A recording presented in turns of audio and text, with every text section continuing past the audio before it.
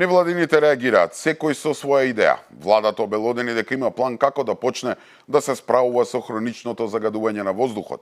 Додека најповиканата за овој ужасен проблем со кој се соочува Скопје, градоначалничката Данела Арсовска, како да пропадна во дупка или како да изеде маглата.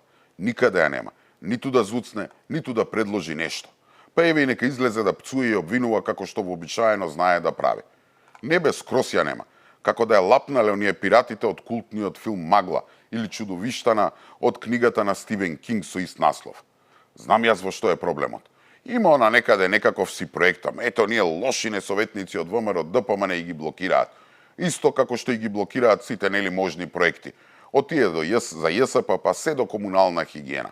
Не е она виновна што автобусине на градското предпријатие излетуваат од пат или се самозапалуваат или еве сега се исчезнати. Или што контейнерите се полни и целиот град наликува на една огромна депонија или еве што дишеме воздух полн со отрови. Виновни се сите други.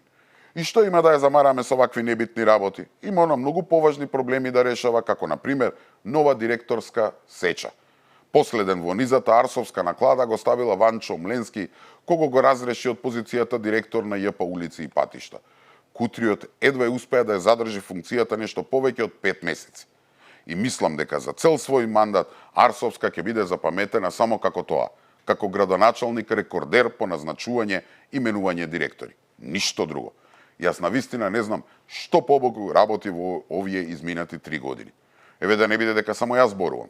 Ајде сами направете една мини анкета и прашете ги скопјани. Сами ќе кажат дали знаат барем еден проект што Кутрата го остварила од почеток до крај. Мора и не мора ни од почеток, еве нека го наследила, ама барем да го истерала до крај. Ништо.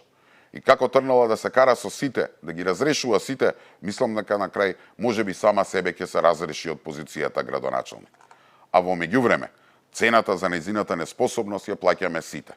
Но кој да знае дека Арсовска ќе испадне до толку неспособна, што нема еден граѓанин на Скопје што ја поддржува. Мислам дека и по дома и се љути за ова што го прави, односно не прави. Поголема грешка од изборот на Арсовска за градоначалник на Скопје не сме направили. Поголема катастрофа од неа Скопје нема доживеано, мислам, дури од земјотресот во 1963 година. Ама еве и нејзи се ближи крајот.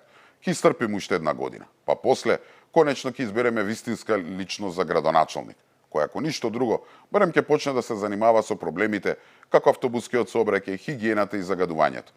Не мора одма да ги реши, ама од некаде нека почне.